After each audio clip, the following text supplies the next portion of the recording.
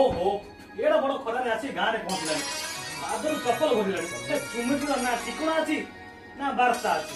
ଯାଏ ଦେଖେ ଚୁମୁକି ଗଲା କୁଆଡେ। ଆଜ୍ଞା ଟିକେ ଶୁଣିବେ, ହଁ କିଏ?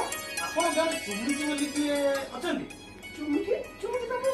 ଓ ତମେ ସେଇ ଚୁମୁକି। ହେ ଭଗବାନ, ମୋ ସ୍ୱାମୀକୁ ଖୋଜି ଖୋଜି ତମ ଗାଁରେ ମୋ ପାଦରୁ ଚପଲ ଘୋରିଗଲାଣି। ଆପଣ ବାଦଲକୁ ଜାଣିଛନ୍ତି? ବାଦଲ ବୁଝିଲେ କେମିତି ଜାଣିଲେ? ମୁଁ ହଉଛି ବାଦଲର ସାନ ଭାଇ ଆକାଶ। କଥା କଣ କି ମୁଁ ଆପଣଙ୍କ କଥା ମୋ ବଡ ଭାଇଠୁ ସବୁ କଥା ଶୁଣିଛି। ଆପଣ ବି ମୋ ବଡ ଭାଇକୁ ଭଲ ପାଆନ୍ତି ଆଉ ସିଏ ବି ଆପଣଙ୍କୁ ଭଲ ପାଏ। ଏ ବିଧିର ବିଧାନ କଣ କରିବା? ଆଚ୍ଛା ମୁଁ କଥା ଗୋଟେ ରକ୍ଷା କରିବି ଚୁମୁକି। କୁହନ୍ତୁ।